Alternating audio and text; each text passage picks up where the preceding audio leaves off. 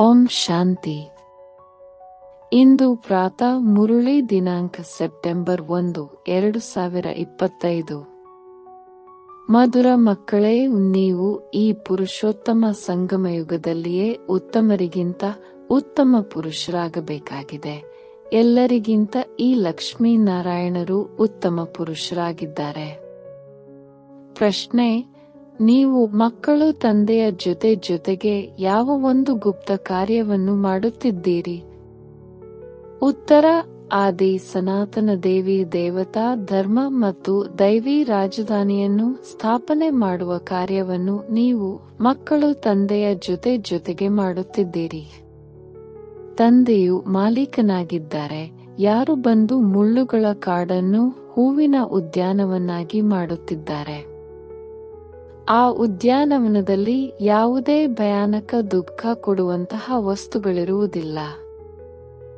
ಗೀತೆ: ಕೊನೆಗೂ ಆ ದಿನ ಎಂದು ಬಂದಿತು. ಓಂ ಶಾಂತಿ. ಆತ್ಮಿಕ ತಂದೆಯು ಆತ್ಮೀಯ ಮಕ್ಕಳಿಗೆ ತಿಳಿಸುತ್ತಿದ್ದಾರೆ. ತಿಳಿಸುವುದಂತೂ ಅವಶ್ಯವಾಗಿ ಶರೀರದ ಮೂಲಕವೇ ಆಗಿರುತ್ತದೆ. ಆತ್ಮವು ಶರೀರದ ವಿನಾ ಯಾವುದೇ ಕಾರ್ಯವನ್ನು ಮಾಡಲು ಸಾಧ್ಯವಿಲ್ಲ. ತಂದೆಯು ಸಹ ಒಮ್ಮೆ ಮಾತ್ರವೇ ಪುರುಷೋತ್ತಮ ಸಂಗಮಯುಗದಲ್ಲಿ ಶರೀರವನ್ನು ತೆಗೆದುಕೊಳ್ಳಬೇಕಾಗುತ್ತದೆ. ಇದು ಸಂಗಮಯುಗವೂ ಆಗಿದೆ. ಇದಕ್ಕೆ ಪುರುಷೋತ್ತಮ ಯುಗವೆಂದು ಸಹ ಹೇಳಲಾಗುತ್ತದೆ, ಏಕೆಂದರೆ ಈ ಸಂಗಮಯುಗದ ನಂತರ ಮತ್ತೆ ಸತ್ಯಯುಗವು ಬರುತ್ತದೆ.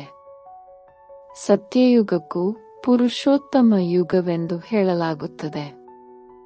ತಂದೆಯು ಬಂದು ಪುರುಷೋತ್ತಮ ಯುಗದ ಸ್ಥಾಪನೆ ಮಾಡುತ್ತಾರೆ.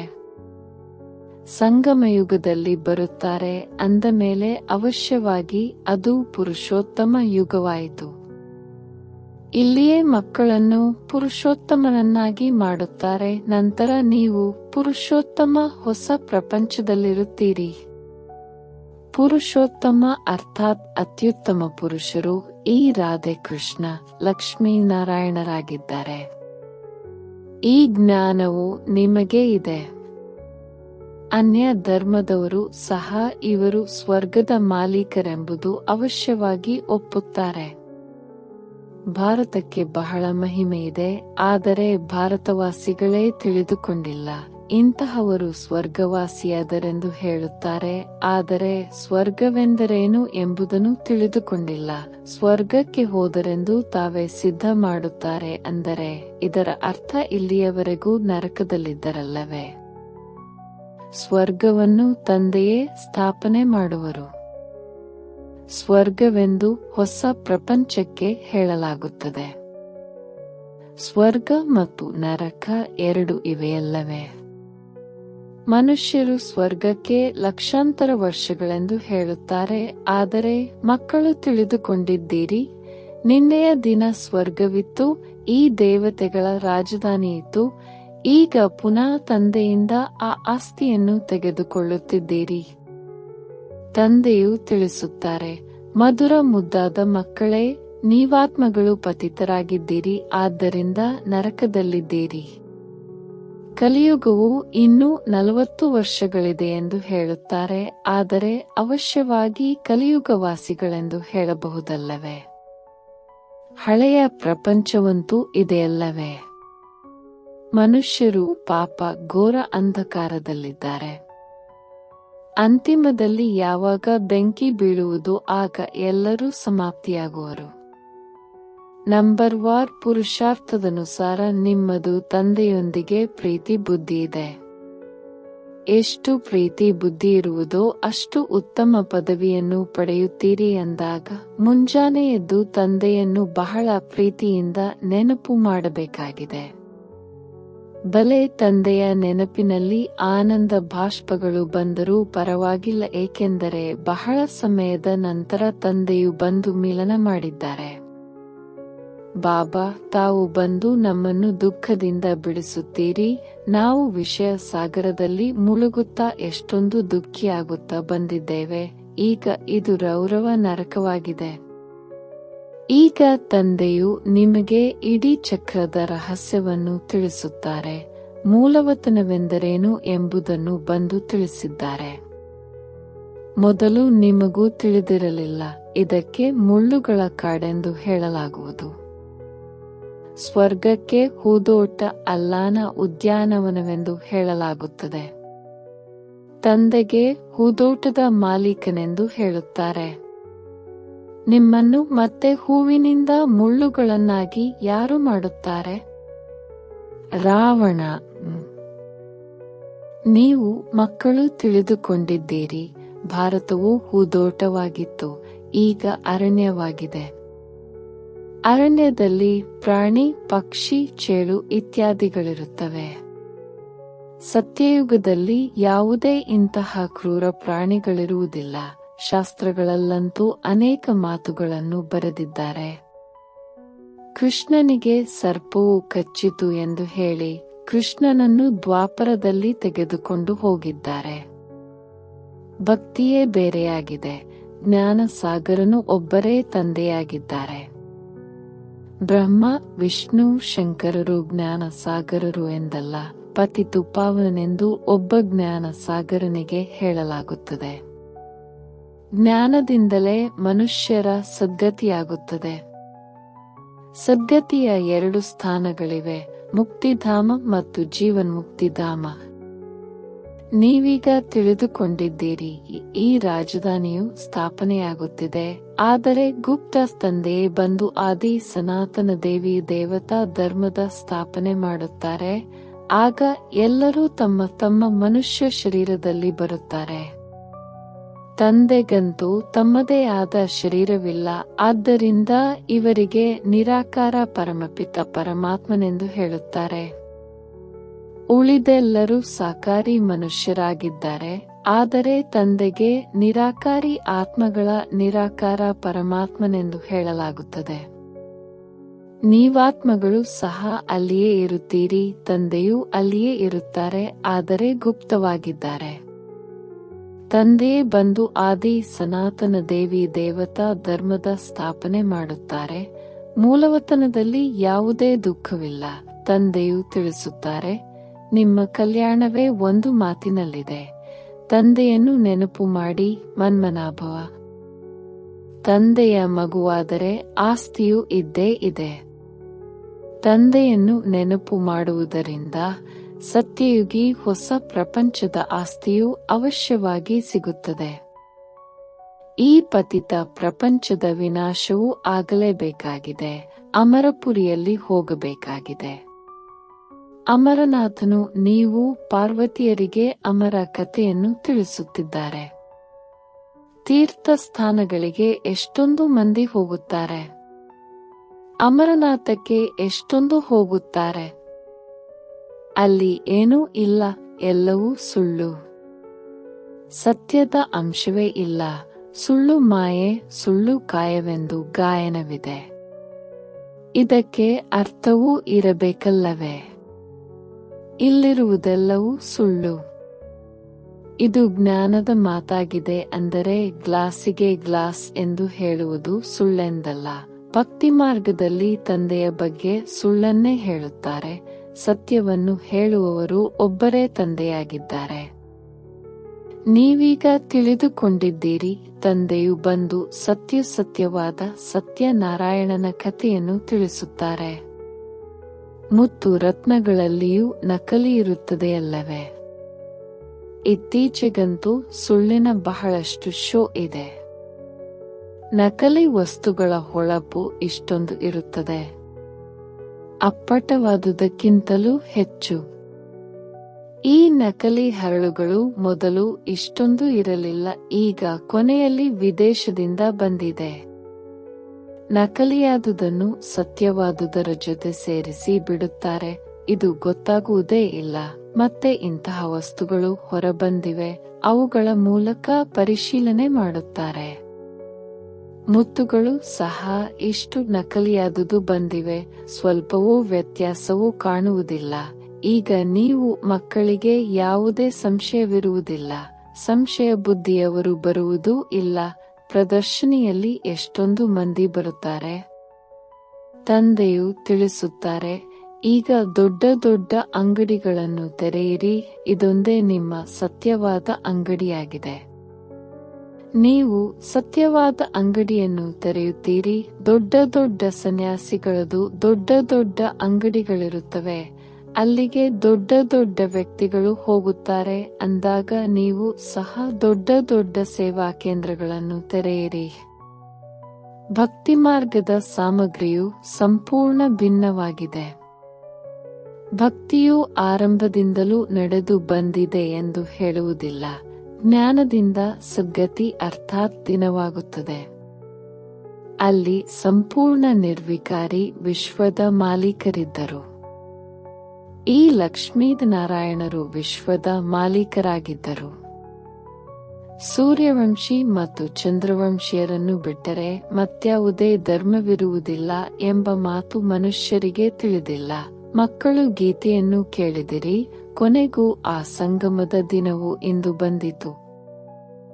ನಾವು ಬಂದು ನಮ್ಮ ಬೇಹದ್ದಿನ ತಂದೆಯೊಂದಿಗೆ ಮಿಲನ ಮಾಡಿದೆವು. ಬೇಹದ್ದಿನ ಆಸ್ತಿಯನ್ನು ಪಡೆಯುವುದಕ್ಕಾಗಿ ಪುರುಷಾರ್ಥ ಮಾಡುತ್ತೇವೆ. ಕೊನೆಗೂ ಆ ದಿನ ಎಂದು ಬಂದಿತು ಎಂದು ಸತ್ಯಯುಗದಲ್ಲಿ ಹೇಳುವುದಿಲ್ಲ. ಕೊನೆಗೆ ಬಹಳಷ್ಟು ಆಹಾರ ಧಾನ್ಯಗಳಿರುವುದಿಲ್ಲ.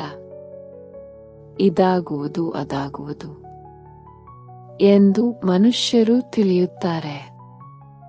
ಸ್ವರ್ಗದ ಸ್ಥಾಪನೆಯನ್ನು ನಾವು ಮಾಡುತ್ತೇವೆಂದು ತಿಳಿಯುತ್ತಾರೆ.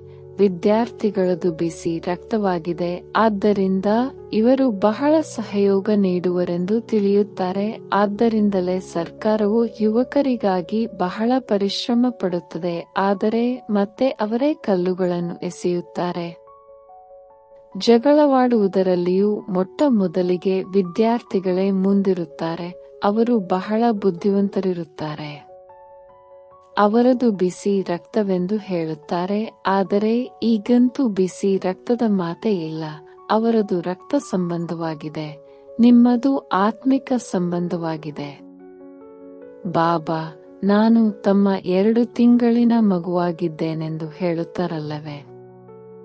ಕೆಲವು ಮಕ್ಕಳು ಅಲೌಕಿಕ ಜನ್ಮ ದಿನವನ್ನಾಚರಿಸುತ್ತಾರೆ. ಈಗ ದೈಹಿಕ ಜನ್ಮ ದಿನವನ್ನಾಚರಿಸುವುದನ್ನು ರದ್ದುಗೊಳಿಸಬೇಕು. ಈಶ್ವರೀಯ ಜನ್ಮದಿನವನ್ನೇ ಆಚರಿಸಬೇಕು. ನಾವು ಬ್ರಾಹ್ಮಣರಿಗೆ ತಿನ್ನಿಸುತ್ತೇವೆ ಅಂದ ಮೇಲೆ ಈಶ್ವರೀಯ ಜನ್ಮದಿನವನ್ನೇ ಆಚರಿಸಬೇಕಲ್ಲವೇ. ಅದು ಆಸುರಿ ಜನ್ಮ, ಇದು ಈಶ್ವರೀಯ ಜನ್ಮವಾಗಿದೆ. ರಾತ್ರಿ ಹಗಲಿನ ಅಂತರವಿದೆ, ಆದರೆ ಇದು ನಿಶ್ಚಯದಲ್ಲಿ ಕುಳಿತುಕೊಳ್ಳಬೇಕಾಗಿದೆ. ಈ ರೀತಿ ಆಗಬಾರದು. ಈಶ್ವರೀಯ ಜನ್ಮದಿನವನ್ನಾಚರಿಸಿ ಮತ್ತೆ ಹೋಗಿ ಆಸುರಿ ಜನ್ಮದಲ್ಲಿ ಹೋಗಿ ಬೀಳುವುದಲ್ಲ. ಹೀಗೂ ಆಗುತ್ತದೆ. ಈಶ್ವರೀಯ ಜನ್ಮ ದಿನವನ್ನಾಚರಿಸುತ್ತಾ ಮತ್ತೆ ಹೋಗಿ ಮಾಯೆಯ ಸುಳಿಯಲ್ಲಿ ಬೀಳುತ್ತಾರೆ. ಇತ್ತೀಚೆಗಂತೂ ವಿವಾಹದ ದಿನವನ್ನು ಆಚರಿಸಿಕೊಳ್ಳುತ್ತಾರೆ. ವಿವಾಹವನ್ನು ಹೇಗೆ ಒಳ್ಳೆಯ ಶುಭ ಕಾರ್ಯವೆಂದು ತಿಳಿಯುತ್ತಾರೆ. ನರಕದಲ್ಲಿ ಹೋಗುವ ದಿನವನ್ನು ಆಚರಿಸುತ್ತಾರೆ. ಆಶ್ಚರ್ಯವಲ್ಲವೇ. ತಂದೆಯು ಎಲ್ಲಾ ಮಾತುಗಳನ್ನು ತಿಳಿಸುತ್ತಾರೆ. ಈಗ ನೀವಂತೂ ಈಶ್ವರೀಯ ಜನ್ಮದಿನವನ್ನು ಬ್ರಾಹ್ಮಣರ ಜೊತೆಯಲ್ಲಿಯೇ ಆಚರಿಸಬೇಕಾಗಿದೆ. ನಾವು ಶಿವ ತಂದೆಯ ಮಕ್ಕಳಾಗಿದ್ದೇವೆ. ನಾವು ಜನ್ಮ ದಿನವನ್ನಾಚರಿಸುತ್ತೇವೆಂದರೆ ಶಿವ ತಂದೆಯದೇ ನೆನಪಿರುವುದು. ಯಾವ ಮಕ್ಕಳು ನಿಶ್ಚಯ ಬುದ್ಧಿಯವರಾಗಿದ್ದಾರೆಯೋ ಅವರೇ ಜನ್ಮ ದಿನವನ್ನಾಚರಿಸಿಕೊಳ್ಳಬೇಕು. ಆ ಆಸುರಿ ಜನ್ಮವೇ ಮರೆತು ಹೋಗಲಿ. ತಂದೆಯು ಈ ಸಲಹೆ ಕೊಡುತ್ತಾರೆ. ಅದು ಪಕ್ಕಾ ನಿಶ್ಚಯ ಬುದ್ಧಿ ಇದ್ದಾಗ ಮಾತ್ರ. ಬಾಬಾ, ನಾವಂತೂ ನಿಮ್ಮವರಾಗಿ ಬಿಟ್ಟೆವು, ನಮಗಾಗಿ ಮತ್ಯಾರೂ ಇಲ್ಲ. ಈ ರೀತಿ ಇದ್ದಾಗ ಅಂತಿಮ ಸ್ಮೃತಿಯಂತೆಯೇ ಗತಿಯಾಗುವುದು. ತಂದೆಯ ನೆನಪಿನಲ್ಲಿಯೇ ಶರೀರವನ್ನು ಬಿಟ್ಟರೆ ಇನ್ನೊಂದು ಜನ್ಮವು ಒಳ್ಳೆಯದೇ ಸಿಗುವುದು. ಇಲ್ಲದಿದ್ದರೆ ಅಂತ್ಯದಲ್ಲಿ ಯಾರು ಸ್ತ್ರೀಯನ್ನು ಸ್ಮರಣೆ ಮಾಡಿದರು ಅವರಿಗೆ ಅಂತಹದ್ದೇ ಜನ್ಮ ಸಿಕ್ಕಿತು. ಇದು ಗ್ರಂಥದಲ್ಲಿದೆ. ಮತ್ತು ಇನ್ನು ಕೆಲವರು ಅಂತಿಮ ಸಮಯವು ಗಂಗಾ ತೀರದಲ್ಲಿ ಪ್ರಾಣ ಬಿಡಬೇಕೆಂದು ಹೇಳುತ್ತಾರೆ. ಇವೆಲ್ಲವೂ ಭಕ್ತಿ ಮಾರ್ಗದ ಮಾತುಗಳಾಗಿವೆ. ತಂದೆಯು ತಿಳಿಸುತ್ತಾರೆ, ಶರೀರವನ್ನು ಬಿಡುವಾಗಲೂ ಸಹ ಸ್ವದರ್ಶನ ಚಕ್ರಧಾರಿಗಳಾಗಿರಿ. ಬುದ್ಧಿಯಲ್ಲಿ ತಂದೆ ಮತ್ತು ಚಕ್ರವು ನೆನಪಿರಲಿ ಅಂದ ಮೇಲೆ ಈಗಿನಿಂದ ಪುರುಷಾರ್ಥವನ್ನು ಮಾಡಿದಾಗಲೇ ಅಂತ್ಯಕಾಲದಲ್ಲಿ ನೆನಪು ಬರುವುದು. ತಮ್ಮನ್ನು ಆತ್ಮನೆಂದು ತಿಳಿದು ತಂದೆಯನ್ನು ನೆನಪು ಮಾಡಿ, ಏಕೆಂದರೆ ನೀವು ಮಕ್ಕಳು ಅಶರೀರಿಯಾಗಿ ಹಿಂತಿರುಗಿ ಹೋಗಬೇಕಾಗಿದೆ. ಇಲ್ಲಿ ಪಾತ್ರವನ್ನಭಿನಯಿಸುತ್ತಾ ಸತೋಪ್ರಧಾನದಿಂದ ತಮೋಪ್ರಧಾನರಾಗಿದ್ದೀರಿ, ಈಗ ಮತ್ತೆ ಸತೋಪ್ರಧಾನರಾಗಬೇಕಾಗಿದೆ. ಈ ಸಮಯದಲ್ಲಿ ಆತ್ಮವೇ ಅಪವಿತ್ರವಾಗಿದೆ ಅಂದ ಮೇಲೆ ಅದಕ್ಕೆ ಪವಿತ್ರವಾದ ಶರೀರವು ಹೇಗೆ ಸಿಗುತ್ತದೆ? ತಂದೆಯು ಬಹಳಷ್ಟು ಉದಾಹರಣೆಗಳನ್ನು ತಿಳಿಸಿದ್ದಾರೆ, ಏಕೆಂದರೆ ವಜ್ರ ವ್ಯಾಪಾರಿಯಲ್ಲವೇ? ತುಕ್ಕು ಚಿನ್ನದಲ್ಲಿಯೇ ಬೀಳುತ್ತದೆ, ಆಭರಣದಲ್ಲಲ್ಲ. 24 ಕ್ಯಾರೆಟ್ ಚಿನ್ನದಿಂದ 22 ಕ್ಯಾರೆಟ್ನದನ್ನು ಮಾಡಬೇಕೆಂದರೆ ಅದಕ್ಕೆ ಬೆಳ್ಳಿಯನ್ನು ಬೆರೆಸುತ್ತಾರೆ. ಈಗಂತೂ ಚಿನ್ನವೇ ಇಲ್ಲ, ಎಲ್ಲರಿಂದ ತರಿಸಿಕೊಳ್ಳುತ್ತಿರುತ್ತಾರೆ. ಇತ್ತೀಚೆಗೆ ನೋಟುಗಳನ್ನು ಸಹ ನೋಡಿ ಹೇಗೆ ತಯಾರಿಸುತ್ತಾರೆ. ಅದು ಕಾಗದವೂ ಅಲ್ಲ, ಮಕ್ಕಳಿಗೆ ತಿಳಿದಿದೆ. ಕಲ್ಪಕಲ್ಪವೂ ಇದೇ ರೀತಿ ಆಗುತ್ತಾ ಬಂದಿದೆ. ಲಾಕರ್ಸ್ ಇತ್ಯಾದಿಗಳನ್ನು ತರಿಸುತ್ತಾರೆ, ಹೇಗೆ ಕೆಲವರ ಮನೆಗಳನ್ನು ಶೋಧಿಸುತ್ತಾರಲ್ಲವೇ? ಗಾಯನವೂ ಇದೆ, ಕೆಲವರದು ಮಣ್ಣು ಪಾಲಾಯಿತು, ಇನ್ನು ಕೆಲವರದು. ಬೆಂಕಿಯೂ ಸಹ ಬಹಳ ಜೋರಾಗಿ ಹತ್ತಿಕೊಳ್ಳುತ್ತದೆ. ಮಕ್ಕಳು ತಿಳಿದುಕೊಂಡಿದ್ದೀರಿ, ಇದೆಲ್ಲವೂ ಆಗಲಿದೆ. ಆದ್ದರಿಂದ ನೀವು ಭವಿಷ್ಯಕ್ಕಾಗಿ ತಮ್ಮ ಬ್ಯಾಗೇಜನ್ನು ತಯಾರು ಮಾಡಿಕೊಳ್ಳುತ್ತಿದ್ದೀರಿ. ಮತ್ಯಾರಿಗೂ ತಿಳಿದಿಲ್ಲ, ನಿಮಗೆ 21 ಜನ್ಮಗಳಿಗಾಗಿ ಆಸ್ತಿಯು ಸಿಗುತ್ತದೆ. ನಿಮ್ಮ ಹಣದಿಂದಲೇ ಭಾರತವನ್ನು ಸ್ವರ್ಗವನ್ನಾಗಿ ಮಾಡುತ್ತಿದ್ದೀರಿ, ಮತ್ತೆ ಅದರಲ್ಲಿ ನೀವೇ ನಿವಾಸ ಮಾಡುತ್ತೀರಿ. ನೀವು ಮಕ್ಕಳು ತಮ್ಮದೇ ಪುರುಷಾರ್ಥದಿಂದ ತಮಗೆ ತಾವೇ ರಾಜತಿಲಕವನ್ನು ಕೊಟ್ಟುಕೊಳ್ಳುತ್ತೀರಿ. ಬಡವರ ಬಂಧುವಾದ ತಂದೆಯು ಸ್ವರ್ಗದ ಮಾಲೀಕರನ್ನಾಗಿ ಮಾಡುತ್ತಾರೆ, ಆದರೆ ತಮ್ಮ ವಿದ್ಯಾಭ್ಯಾಸದಿಂದಲೇ ಆಗುತ್ತೀರಿ. ಕೃಪೆ ಅಥವಾ ಆಶೀರ್ವಾದದಿಂದಲ್ಲ. ಶಿಕ್ಷಕರಿಗಂತೂ ಓದಿಸುವುದು ಅವರ ಧರ್ಮವಾಗಿದೆ, ಕೃಪೆಯ ಮಾತಿಲ್ಲ. ಶಿಕ್ಷಕರಿಗೆ ಸರ್ಕಾರದಿಂದ ಸಂಬಳವೂ ಸಿಗುತ್ತದೆ, ಆದ್ದರಿಂದ ಅವಶ್ಯವಾಗಿ ಓದಿಸುತ್ತಾರೆ. ಇಷ್ಟು ದೊಡ್ಡ ಬಹುಮಾನವೂ ಸಿಗುತ್ತದೆ, ಅದರಿಂದ ಪದಮಾಪತಿಗಳಾಗುತ್ತೀರಿ. ಕೃಷ್ಣನ ಪಾದಗಳಲ್ಲಿ ಕಮಲದ ಗುರುತನ್ನು ತೋರಿಸುತ್ತಾರೆ. ನೀವಿಲ್ಲಿಗೆ ಭವಿಷ್ಯದಲ್ಲಿ ಪದಮಾಪತಿಗಳಾಗಲು ಬಂದಿದ್ದೀರಿ. ನೀವು ಬಹಳ ಸುಖಿ, ಸಾಹುಕಾರ, ಅಮರರಾಗುತ್ತೀರಿ. ಕಾಲದ ಮೇಲೆ ವಿಜಯ ಗಳಿಸುತ್ತೀರಿ. ಈ ಮಾತುಗಳನ್ನು ಮನುಷ್ಯರು ತಿಳಿಯಲು ಸಾಧ್ಯವಿಲ್ಲ. ನಿಮ್ಮ ಆಯಸ್ಸು ಪೂರ್ಣವಾಗುವುದು, ಅಮರರಾಗುತ್ತೀರಿ. ಇದಕ್ಕಾಗಿ ಅವರು ಪಾಂಡವರ ಚಿತ್ರಗಳನ್ನು ಬಹಳ ಬೃಹದಾಕಾರವಾಗಿ ಮಾಡಿಬಿಟ್ಟಿದ್ದಾರೆ. ಪಾಂಡವರು ಇಷ್ಟು ಬೃಹದಾಕಾರವಾಗಿದ್ದರೆಂದು ತಿಳಿಯುತ್ತಾರೆ. ಸತ್ಯವಾಗಿ ಪಾಂಡವರಂತೂ ನೀವಾಗಿದ್ದೀರಿ. ಎಷ್ಟು ರಾತ್ರಿ ಹಗಲಿನ ಅಂತರವಿದೆ. ಯಾವುದೇ ಮನುಷ್ಯರು ಹೆಚ್ಚು ಉದ್ದವಂತೂ ಇರುವುದಿಲ್ಲ, ಹೆಚ್ಚೆಂದರೆ ಆರ್ಡಿ ಇರುತ್ತಾರೆ. ಭಕ್ತಿ ಮಾರ್ಗದಲ್ಲಿ ಮೊಟ್ಟ ಮೊದಲಿಗೆ ಶಿವ ತಂದೆಯ ಭಕ್ತಿಯೂ ನಡೆಯುತ್ತದೆ. ಅಲ್ಲಂತೂ ದೊಡ್ಡದಾಗಿ ಮಾಡುವುದಿಲ್ಲ. ಮೊದಲು ಶಿವ ತಂದೆಯ ಅವ್ಯಭಿಚಾರಿ ಭಕ್ತಿಯೂ ನಡೆಯುತ್ತದೆ, ನಂತರ ದೇವತೆಗಳ ಮೂರ್ತಿಗಳನ್ನು ಮಾಡುತ್ತಾರೆ, ನಂತರ ಅವರ ದೊಡ್ಡ ದೊಡ್ಡ ಚಿತ್ರಗಳನ್ನು ಮಾಡುತ್ತಾರೆ, ಮತ್ತೆ ಪಾಂಡವರ ದೊಡ್ಡ ದೊಡ್ಡ ಚಿತ್ರಗಳನ್ನು ಮಾಡಿಸುತ್ತಾರೆ. ಪೂಜೆಗಾಗಿ ಇವೆಲ್ಲ ಚಿತ್ರಗಳು ತಯಾರಾಗುತ್ತವೆ. ಲಕ್ಷ್ಮಿಯ ಪೂಜೆಯನ್ನು ವರ್ಷಕ್ಕೊಂದು ಬಾರಿ ಮಾಡುತ್ತಾರೆ. ಜಗದಂಬೆಯ ಪೂಜೆಯನ್ನು ನಿತ್ಯವೂ ಮಾಡುತ್ತಿರುತ್ತಾರೆ. ಇದನ್ನು ತಂದೆಯು ತಿಳಿಸಿದ್ದಾರೆ. ನಿಮ್ಮದು ಡಬಲ್ ಪೂಜೆಯಾಗುತ್ತದೆ. ನನಗಂತೂ ಕೇವಲ ಆತ್ಮನ ರೂಪದಲ್ಲಿ, ಅಂದರೆ ಲಿಂಗದ ರೂಪದಲ್ಲಿ ಪೂಜೆಯು ನಡೆಯುತ್ತದೆ. ಆದರೆ ನಿಮಗೆ ಸಾಲಿಗ್ರಾಮಗಳ ರೂಪದಲ್ಲಿಯೂ ಮತ್ತು ದೇವತೆಗಳ ರೂಪದಲ್ಲಿಯೂ ಪೂಜೆ ನಡೆಯುತ್ತದೆ. ರುದ್ರ ಯಜ್ಞವನ್ನು ರಚಿಸಿದಾಗ ಎಷ್ಟೊಂದು ಸಾಲಿಗ್ರಾಮಗಳನ್ನು ಮಾಡುತ್ತಾರೆ ಅಂದಾಗ ಯಾರು ದೊಡ್ಡವರಾದರು? ಆದ್ದರಿಂದ ತಂದೆಯು ಮಕ್ಕಳಿಗೆ ನಮಸ್ಕಾರ ಮಾಡುತ್ತಾರೆ, ಎಷ್ಟು ಶ್ರೇಷ್ಠ ಪದವಿಯನ್ನು ಪ್ರಾಪ್ತಿ ಮಾಡಿಸುತ್ತಾರೆ. ತಂದೆಯು ಎಷ್ಟು ಗುಹ್ಯ ಮಾತುಗಳನ್ನು ತಿಳಿಸುತ್ತಾರೆ. ಅಂದ ಮೇಲೆ ಮಕ್ಕಳಿಗೆ ಎಷ್ಟೊಂದು ಖುಷಿ ಇರಬೇಕು. ನಮ್ಮನ್ನು ಭಗವತಿಯರನ್ನಾಗಿ ಮಾಡಲು ಭಗವಂತನೇ ನಮಗೆ ಓದಿಸುತ್ತಾರೆ. ಆದ್ದರಿಂದ ಎಷ್ಟೊಂದು ಅಭಿನಂದನೆಗಳನ್ನು ತಿಳಿಸಬೇಕು.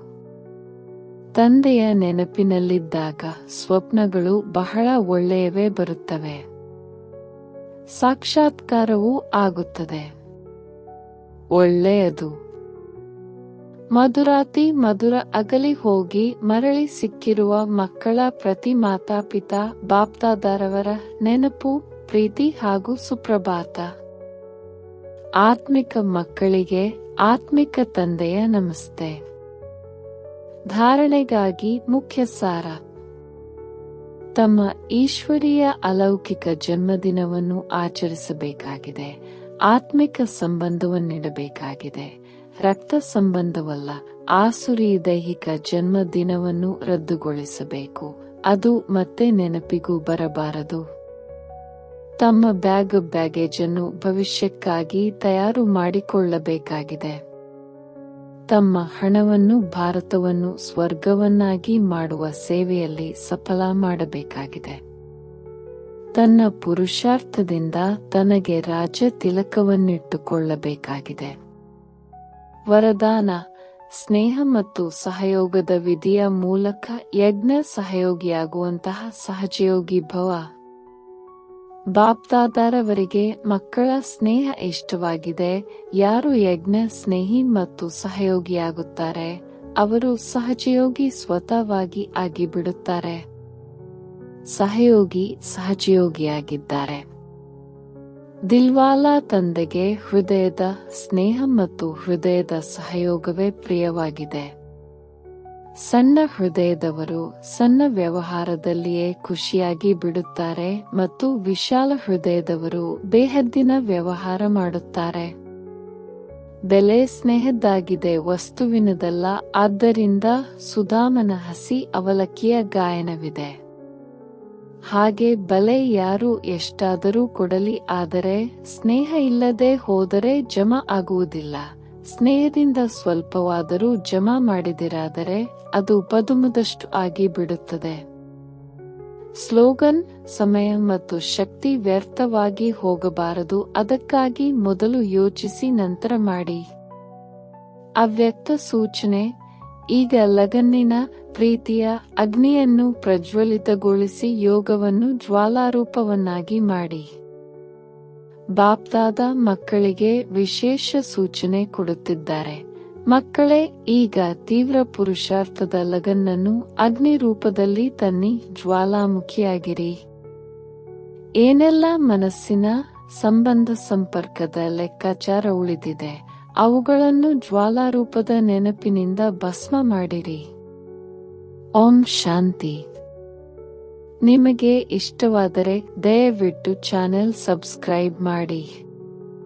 ಓಂ ಶಾಂತಿ.